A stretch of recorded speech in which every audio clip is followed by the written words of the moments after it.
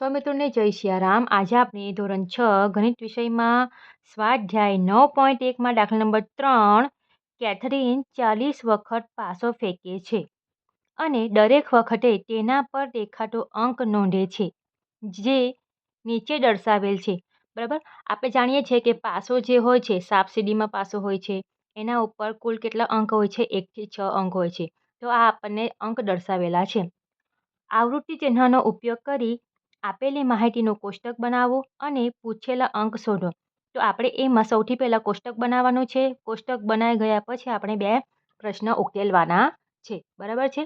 તો આ જે છે એને શું કહેવાય? અંક કહેવાય અથવા સંખ્યા કહેવાય. એટલે આપણે અંક અથવા સંખ્યા કોઈ પણ એક લખી શકીએ છીએ ફર્સ્ટ ખાનામાં. ત્યાર પછી સેકન્ડ ખાનામાં શું આવશે? આવૃત્તિ ચિહ્ન. અને લાસ્ટ ખાનામાં જે છે એ પાસો આપણે ઉછાળતા આપણને કઈ કઈ સંખ્યા કેટલી વાર મળે છે એ આપણે લખીશું. એટલે કે આવશે કેટલી વાર. બરાબર. તો આપણે લખીશું કે સૌથી પહેલાં લખીશું સંખ્યા. બરાબર. ત્યાર પછી આવૃત્તિ ચિહ્ન.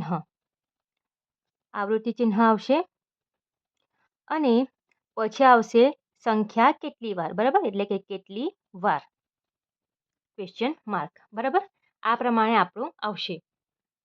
હવે આપણે જાણીએ છીએ કે આપણા પાસે કુલ પાસા ઉપર કેટલા અંક હોય? 1 થી 6 અંક હોય.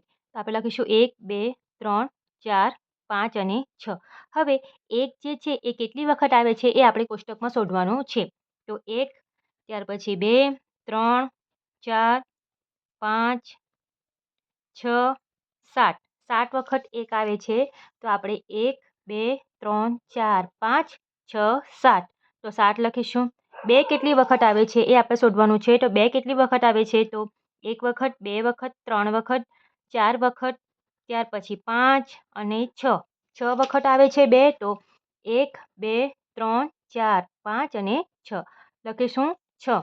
ત્યાર પછી 3 કેટલી વખત આવે છે? તો 1, 2, ત્યાર પછી 3, 4, 5, 5 વખત આવે છે.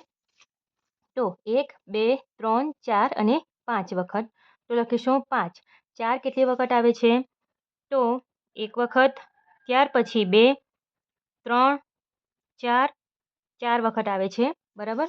તો 4 વખત આવે છે. તો 1, 2, 3, 4. 4 લખીશું. 5 કેટલી વખત આવે છે? તો 1, 2, 3, 4, 5, 6, 7, 8, 9, 10 અને 11. 11 વખત આવે છે.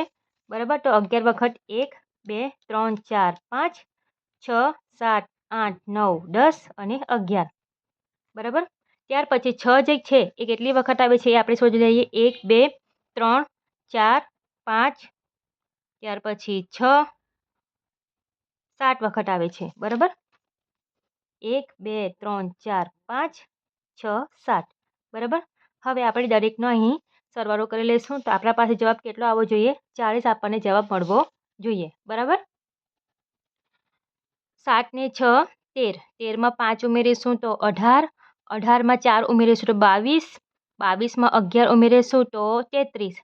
અને 33માં 7 ઉમેરીશું તો 40 આપણને જવાબ મળશે. એટલે કે આપણે જે આવૃત્તિ કોષ્ટક બનાવ્યું છે એ સાચું છે. ત્યાર પછી આપણે એ નંબરનો પ્રશ્ન લખીશું. તો એ નંબરનો પ્રશ્ન સૌથી ઓછી વખત આવતો અંક. હવે આપણે એમાં જવાબ જોવાનો છે કે સૌથી ઓછી વખત કઈ સંખ્યા આવે છે? 4. 4 માટે કયો અંક છે? 4. જવાબ શું આવશે? 4 આવશે. સૌથી વધુ વખત આવતો અંક. સૌથી વધુ કિંમત કઈ છે? 11. 11 માટેનો અંક કયો છે? તો 5. બરાબર. તમારે જવાબ અહીં જ નથી, પરંતુ અહીં આગળ જે સંખ્યા બતાવેલી હોય તેમાંથી આપણે લખવાનું છે. દાખલા નંબર 2માં આપણે અહીં મીઠાઈની સંખ્યા હતી તો જવાબ તમારી મીઠાઈ માટે લખવાનો હતો. તે જ પ્રમાણે અંક લખવાની વાત હોય તો ફર્સ્ટ નંબરનું જે ખાનું હોય તેમાં તમારે જવાબ લખવાના છે. હવે આપણે જોઈશું સી નંબરનો ક્વેશ્ચન. સરખી વખત દેખાયા હોય તેવો અંક શોધો. હવે જુઓ, સરખી વખત કઈ કઈ કિંમત મળે છે આપણને? અહીં 7 મળે છે અને અહીં 7 મળે છે.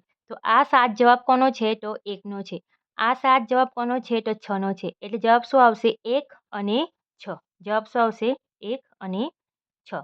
તો આપણા પાસે આ રીતે આપણો દાખલા નંબર 3 જે છે એ પૂર્ણ થાય છે. વિડીયો પસંદ આવી હોય તો વિડીયોને લાઇક કરજો, મિત્રોમાં શેર કરજો અને ચેનલને સબસ્ક્રાઈબ કરતા રહેજો. મળીએ આપણે આગળના વિડીયોમાં. સૌને જય સિયારામ.